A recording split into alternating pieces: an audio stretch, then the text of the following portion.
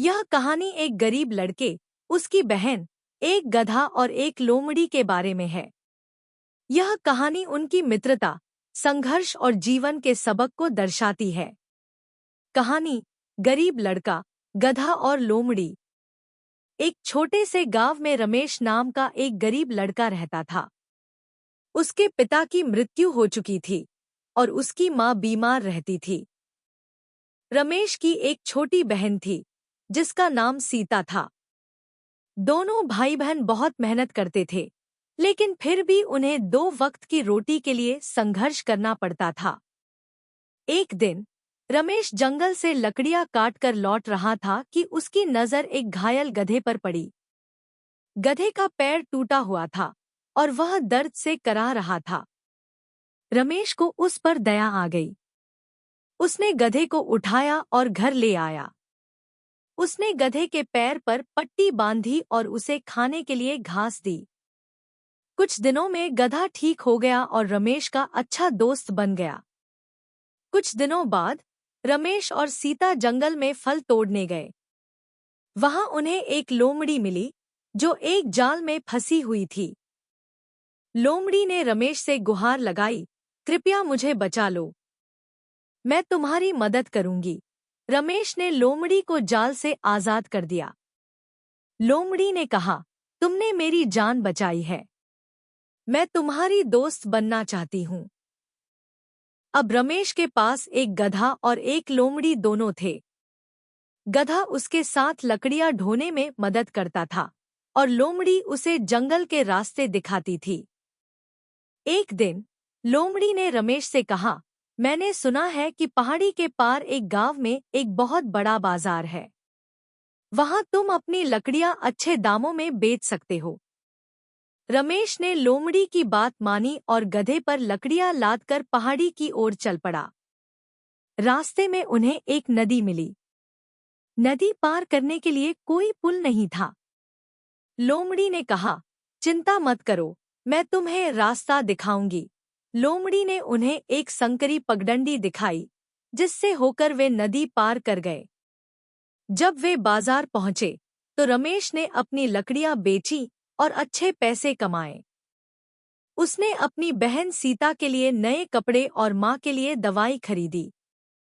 गांव लौटते समय लोमड़ी ने कहा, अब तुम्हें कभी गरीबी में नहीं रहना पड़ेगा।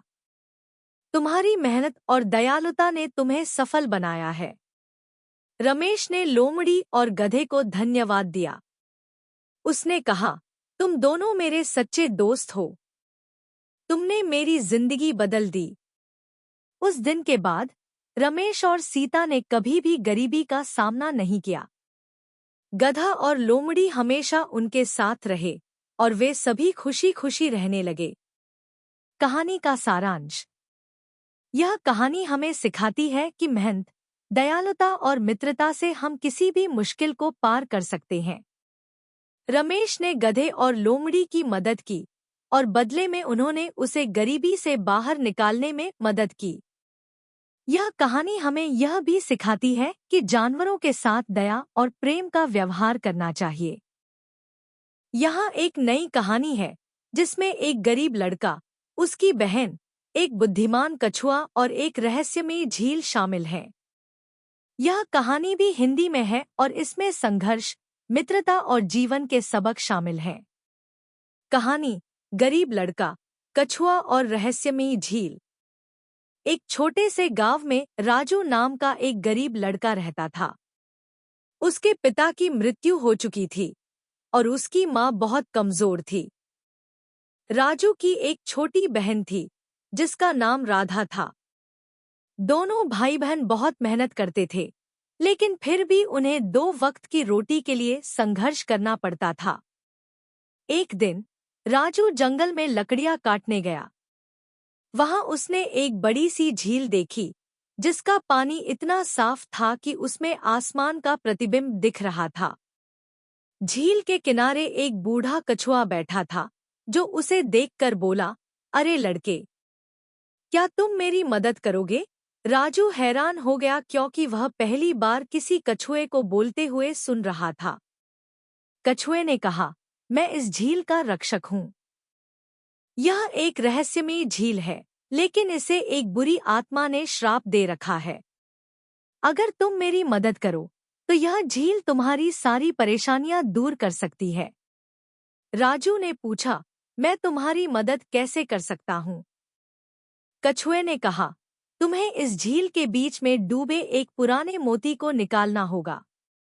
लेकिन सावधान रहना, क्योंकि बुरी आत्मा तुम्हें रोकने की कोशिश करेगी। राजू ने हिम्मत जुटाई और झील में कूद गया। तभी अचानक पानी में तूफान आ गया और एक डरावनी आवाज गूंजी, यहाँ से चले जाओ। लेकिन राजू ने हार नहीं मानी। उसने झील के तल में डूबे मोती को निकाला। जैसे ही उसने मोती निकाला, झील से एक चमकदार रोशनी निकली और बुरी आत्मा गायब हो गई। कछुए ने मुस्कुराते हुए कहा, तुमने झील को श्राप से मुक्त कर दिया है। अब यह झील तुम्हारी हर इच्छा पूरी करेगी। राजू ने झील से कहा, मैं चाहता हूँ कि मेरे गांव के सभी लोगों को खाने के लिए पर्याप्त भोजन मिले। झील ने अपना पानी हिलाया और उसके आसपास अनाज, फल और सब्जियों के ढेर लग गए। राजू ने यह सब अपने गांव वालों के साथ बांट दिया। उसकी माँ और बहन राधा बहुत खुश हुईं। कछुआ अब राजू का अच्छा दोस्त बन गया और हमेशा उसके साथ रहने लगा। कुछ दिनों बाद राजू ने झील से कहा, मैं चाहता हूँ कि मेरे गांव में एक अस्पताल बने, ताकि सभी बीमार लोगों का इलाज हो सके। झील ने फिर से अपना पानी हिलाया और अगले ही दिन गांव में एक सुंदर अस्पताल बन गया। राजू और राधा अब खुशी खुशी रहने लगे और पूरा गांव उनकी मेहनत और दयालुता के कारण समृद्ध हो गया। कहानी का सारांश। यह कहानी हमें सिखाती है कि मेहनत, साहस और दयालुता से हम किसी भी मुश्किल को पार कर सकते हैं।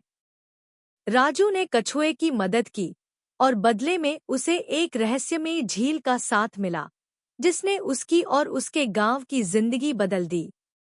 यह कहानी हमें यह भी सिखाती है कि दूसरों की मदद करने से हमें खुशी और समृद्धि मिलती है। जंगल का जादुई रहस्य। बहुत समय पहले एक घना और हरा भरा जंगल था, जहां तरह तरह के जानवर रहते थे। यह जंगल बड़ा ही अनोखा था, क्योंकि यहाँ रात में एक अजीब सी गूंज सुनाई देती थी। यह गूंज किसी जादू की तरह लगती थी, मानो कोई रहस्यमयी शक्ति जंगल के भीतर छिपी हो। इस जंगल के किनारे पर एक छोटा सा गांव था, जहां गोलू और मोनी नाम के दो बच्चे रहते थे। गोलू बहुत हिम्मती और शरारती था, जबकि मोनी बहुत समझदार और बुद्धिमान थी। दोनों को रोमांचक कहानियां और जंगल की खोज करना बहुत पसंद था। जादुई गुफा का रहस्य। एक दिन गांव के बुजुर्ग दादाजी ने उन्हें जंगल की एक रहस्यमय गुफा के बारे में बताया। उन्होंने कहा, इस गुफा के अंदर कुछ ऐसा छिपा है जो सदियों से कोई नहीं देख पाया। लेकिन जो भी अंदर गया, वह कभी लौटकर नहीं आया। यह सुनकर गोलू और मोनी को बहुत उत्सुकता हुई। उन्होंने तय किया कि वे इस गुफा का रहस्य जरूर जानेंगे। जंगल का सफर और बोलने वाला तोता।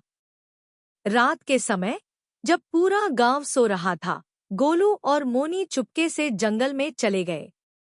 जंगल में घुसते ही उन्हें अजीब अजीब आवाजें सुनाई देने लगी। अचानक एक हरानीला तोता उनके सामने आकर बोला, रुको, तुम कहाँ जा रहे हो? मोनी चौंक गई। अरे, यह तोता बोल रहा है। तोता मुस्कुराया, हाँ, मैं मिट्ठू हूँ और मैं जानता हूँ कि तुम लोग गुफा का रहस्य जानना चाहते हो। लेकिन आगे खतरनाक रास्ते हैं। अगर तुम सही पहेली हल करोगे, तो मैं तुम्हारी मदद कर सकता हूँ। तोते ने पहेली पूछी, ऐसी कौन सी चीज है जो चलते हुए भी कभी आगे नहीं बढ़ती? गोलू और मोनी ने सोचा और फिर मोनी ने जवाब दिया, घड़ी की सुइयां। तोता खुश हो गया, सही जवाब। अब मैं तुम्हें जादुई गुफा तक ले जाऊंगा। लेकिन वहां जाने से पहले तुम्हें 3 परीक्षाएं पास करनी होंगी। 3 परीक्षाएं। पेड़ के दानव से बचना। थोड़ी दूर चलने के बाद वे एक विशाल बोलने वाले पेड़ के पास पहुंचे। वह पेड़ गुस्से में चिल्लाया, कोई मेरी अनुमति के बिना आगे नहीं जा सकता। मोनी ने धीरे से पूछा, तो हमें क्या करना होगा? पेड़ ने कहा, मुझे 3 ऐसे शब्द बताओ जिनमें पेड़ शब्द छुपा हो। गोलू ने सोचा और तुरंत जवाब दिया, पेड़ पौधे, पेड़ छाया और पेड़दारी। पेड़ मुस्कुराया और अपनी टहनियां हटा ली। अब वे आगे बढ़ सकते थे। जादुई नदी पार करना। आगे एक चमकती हुई नदी थी, जिसके पानी में इंद्रधनुषी रोशनी थी। मिट्ठू बोला, यह कोई साधारण नदी नहीं है। इसे पार करने के लिए सही मंत्र बोलना होगा। गोलू और मोनी ने ध्यान से नदी के किनारे लिखे शब्द पढ़े और धीरे धीरे बोले, जल जल बहता जा, हमें राह दिखा। अचानक पानी अलग हो गया और उनके लिए रास्ता बन गया। वे खुशी खुशी आगे बढ़े। जादुई दरवाजे की पहेली। अब उनके सामने एक सोने का दरवाजा था, जिस पर लिखा था, अगर तुम्हें गुफा में जाना है तो मेरा सही नाम बताना होगा। दरवाजे पर कुछ संकेत थे, श, र, य, क, ज। मोनी ने ध्यान से देखा और जल्दी से बोली, रक्षक। दरवाजा झट से खुल गया और उनके सामने गुफा का रहस्य प्रकट हुआ। गुफा के अंदर का जादू। गुफा के अंदर एक सुनहरी किताब रखी थी, जिस पर लिखा था, जो भी इस जंगल को सुरक्षित रखेगा, उसे यह किताब जादुई शक्ति देगी। गोलू और मोनी ने किताब उठाई और तभी एक उजली रोशनी निकली। अब वे दोनों जंगल के रक्षक बन चुके थे। जब वे गांव लौटे तो सबने उन्हें घेर लिया और उनकी कहानी सुनकर दंग रह गए। अब जंगल में कभी कोई बुरी शक्ति नहीं आई, क्योंकि गोलू और मोनी वहां के रक्षक बन चुके।